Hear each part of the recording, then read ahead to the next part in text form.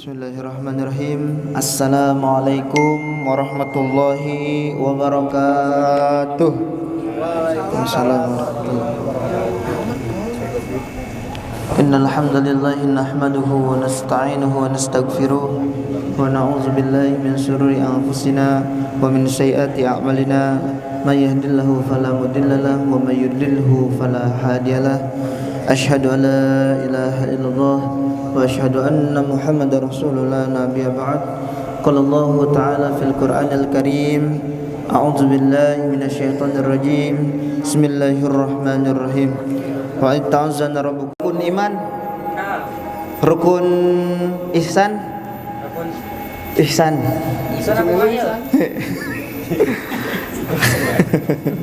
Ada mail. Jadi Islam tersendiri ada namanya 3 rukun. Yang pertama rukun Islam. Apa rukun Islam bunyinya? Salat, zakat, puasa. Apa rukun Islam? Iya, rukun Islam. Syahadat, salat. Puasa. Astagfirullah. Pertama. Syahadat. Kedua.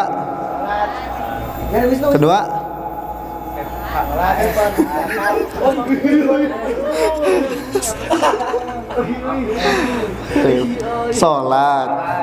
Syahadat, salat, zakat. Sholat. Ya. Terus puasa bulan Ramadan wajib. Puasa. Zakat. Terus Ini apa Spanyol? Pergi haji. Spanyol. Wa hajjal baiti man istata'a alaihi sabila. Iya, pergi haji jika mampu. Kemudian rukun iman ada berapa? 6. Bang, ya apa nama? Ada Allah. Ya. Ada Rasul. Malaikat Rasul. Hah? Rasul. Bagaimana sih, No? Lu? Satu percaya, 2 percaya pada malaikat, Ya. 3 percaya kitab, 4 Kepada roh. Rasul, Nah. 5 hari kiamat, 6 pada. Iya. Iya. Dan yang terakhir ada rukun ihsan. Apa itu rukun ihsan? Ihsan manusia. Ihsan.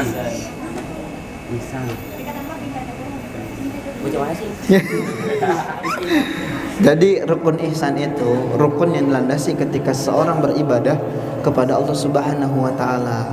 Nih, rukun ihsan itu bunyinya anta budallah ka'annahu tarah. Fa in lam yarak fa innahu yarak. Yang artinya beribadahlah kamu kepada Allah Subhanahu wa taala seperti kamu melihat Allah Subhanahu wa taala. Kalau kamu nggak bisa melihat Allah Subhanahu wa taala, maka yakinlah, berimanlah bahwasanya Allah lah yang mengawasi kita dan melihat kita. Nah, semata-mata itu mengajarkan bahwasanya ibadah kita itu hanya untuk ridho Allah, kepada ridhonya Allah Subhanahu wa taala, bukan untuk manusia. Kalau kita beribadah untuk manusia li ajalin nas, maka ibadah kita mardudatun, tertolak, atau juga bisa disebut itu riya.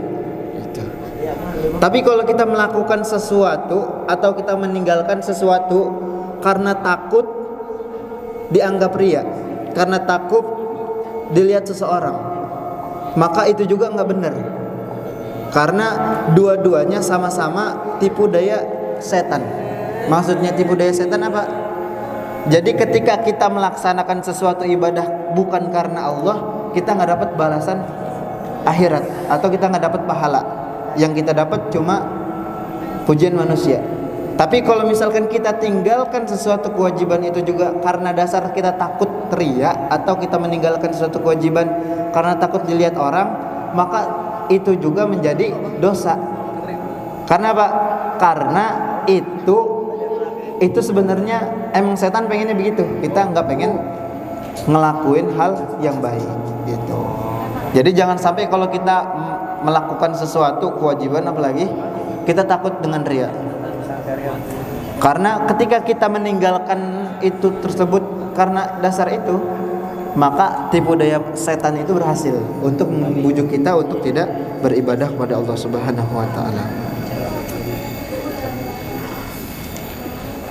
Penting bahwasanya kita mempelajari bahwasanya semua amalan yang kita lakukan di dunia ini hanya untuk Allah Subhanahu wa taala. Kemudian penting ketika kita belajar ilmu agama itu dengan mursyid atau guru. Gurunya yang kayak gimana dulu? Guru yang benar. Jangan yang kayak di TV itu, jangan di walid ya. Kalau walid itu apa? Kebanyakan yang diajarin di situ adalah hakikat atau ma'rifat. Syariatnya dilawan sama dia, syariatnya ditentang. Dijadikan ilmu yang dia punya, ilmu yang dia kuasai sebagai apa? Sebagai pemuas hawa nafsunya. Wah, itu ngeri banget. Sebagai penunggang agama, sebagai orang yang punya ilmu tapi dia selewengkan. Banyak di kita juga begitu. Orang yang bicara tentang agama tapi beliau sendiri melakukannya. Semata-mata agama itu sebagai peralat. Karena bagi seorang yang tidak mengetahui agama tersebut, maka dia lemah. Kelemahan orang kita begitu. Lemah dalam segi agama jika dia belum tahu. Makanya penting, kata Allah, barang siapa yang Allah menginginkan kebaikan atas mereka, atas hambaku, maka aku akan tuntun mereka ke jalan mengejar ilmu fiddin, atau mereka akan diajari secara tidak langsung kepada ajaran Islam, kepada ilmu agama yang baik. Terlebih juga menuntut ilmu itu kewajiban bagi kita semua, yaitu faridatun ala kulli muslim wal muslimatin, yaitu wajib atas kita menuntut ilmu. Kalau kita masih di dunia, sedikit banyaknya ibrah yang kita ambil dari perjalanan hidup itu harus didasar dengan ilmu. Pada intinya, hidup kita ini tidak terlepas daripada syariat Islam, daripada ajaran-ajaran Islam itu. Maka penting bagi kita untuk belajar, untuk mengetahui dan memperbaiki niat-niat kita dalam segi ibadah maupun dalam segi ukhrawi dan duniawi kita. Mungkin itu saja yang dapat saya sampaikan. Mungkin ada yang mau bertanya. Kalau ada yang bertanya boleh. Saya nanya-nanya. Iya. Apa tadi? Walid.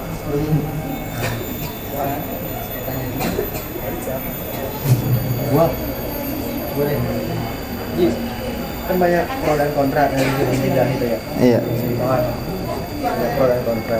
Karena mungkin banyak yang tersindir di Indonesia ini.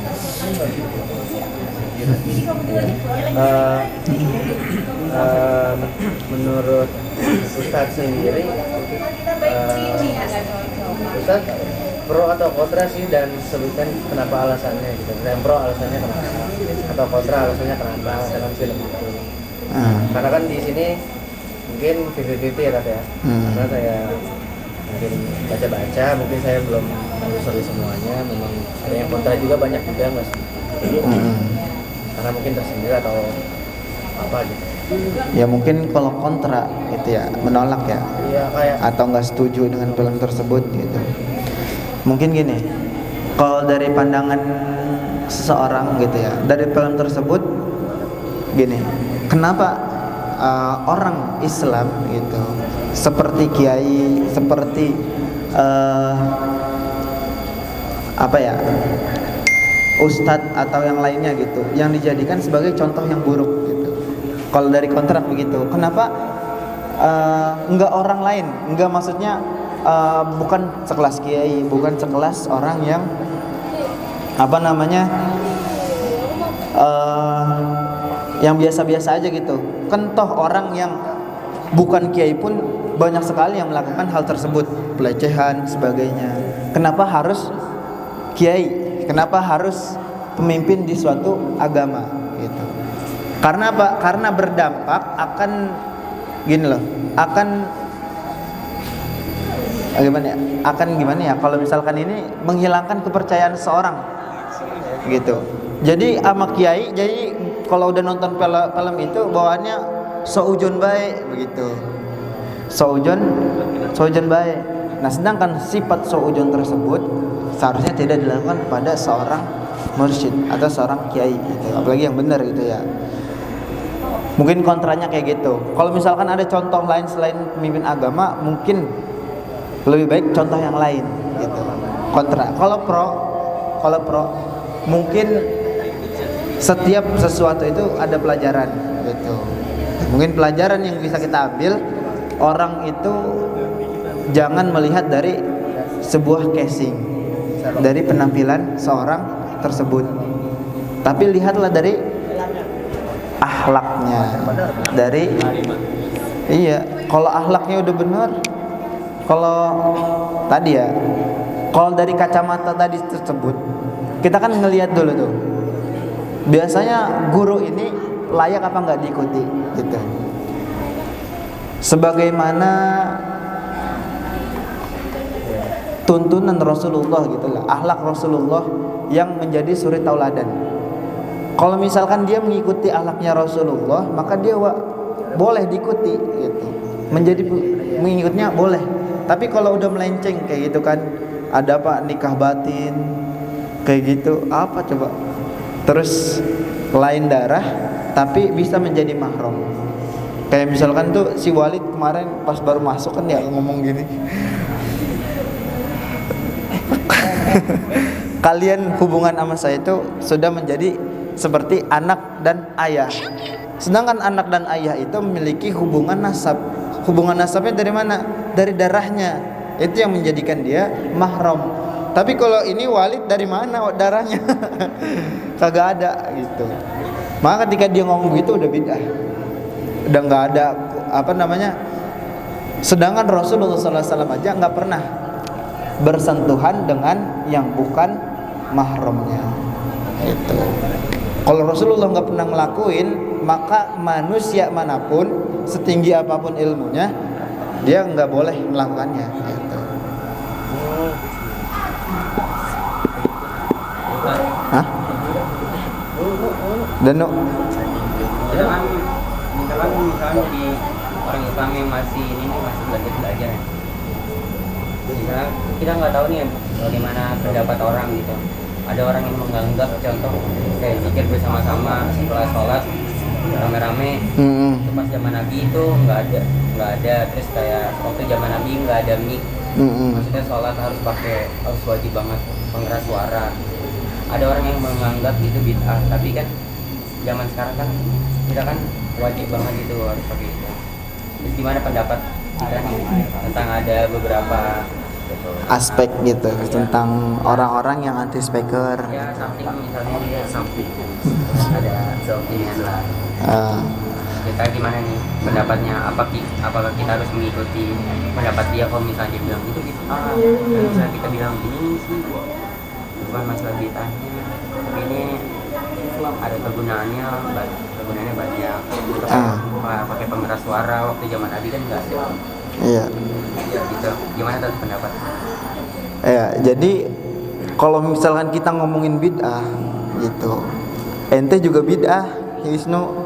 Orang ente nggak ada di zaman Nabi, bid'ah ente. Iya, jadi apa yang dimudahkan, apa yang ada sekarang ini, selama tidak bertentangan dengan syariat, ya pakai boleh. Maksudnya kayak teknologi pengeras suara nih. Ya kalau zaman Nabi kan Bilal bin Rabah aja ketika memandangkan azan harus naik gunung, harus di tempat yang tinggi. Biar supaya apa? Biar supaya lantunan azannya untuk memanggil orang-orang sholat itu terdengar. Suaranya tuh kalau di atas lebih keras, sampainya sampai jauh. Makanya toa tuh kalau ada toa masjid-masjid naruhnya di atas, biar orang pada kedengeran semua. Nah, kalau zaman sekarang ada speaker, ya itu digunain gitu. Gunanya apa? Ya mempermudah. Kalau zaman Nabi kan belum ada teknologi. Ya, itu. Cuma banyak sekarang kayak di Seeng lah, sono dikit juga masih ada orang-orang yang emang iya bang ya? Seeng masih banyak yang aspek kan, anti speaker. Iya banyak.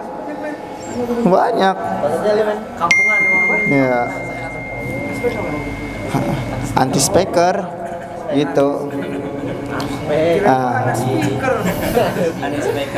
Nah, sebenarnya mungkin ya kalau itu belajarnya kurang jauh gitu.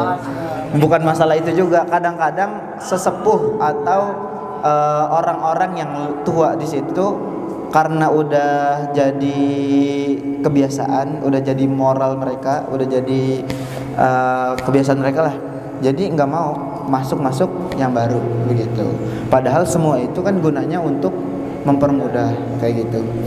Kayak misalkan ada juga sebenarnya kan speaker itu, kecuali kan orang-orang yang suaranya keras dan sebagainya, itu kan berguna banget untuk yang lain yang belakang makmum tahu, atau misalkan ketika dia khotib, ketika dia menyampaikan sesuatu semuanya mendengarkan, tersampaikan jadi dakwahnya dia.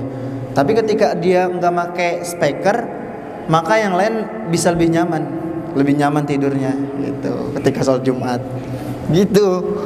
Jadi nggak tersampaikan bahkan dakwah yang dia keluarkan gitu. Sebenarnya itu cuma ini sih kesalahan pahaman seorang, atau biasanya orang-orang sesepuh yang kekeh sama ajaran yang lama, sama ajaran-ajaran dulu gitu. Itu mereka tuh karena udah sesepuh jadi susah untuk untuk menerima hal-hal yang sifatnya positif tapi baik juga diperbolehkan dalam agama gitu. Ya karena kalau misalkan emang speaker itu diharamkan atau bid'ah, itu Mekah pakai speaker. Kalau misalkan dia azan, kalau misalkan dia imam dan sebagainya, bid'ah gitu. Iya, memang hadisnya itu. Jadi bid'ah sendiri emang ada dua, bid'ah dolalah sama bid'ah hasanah. Bid'ah hasanah itu bid'ah yang baik, sesuatu perubahan yang gak ada di zaman Rasulullah tapi berdampak kebaikan gitu.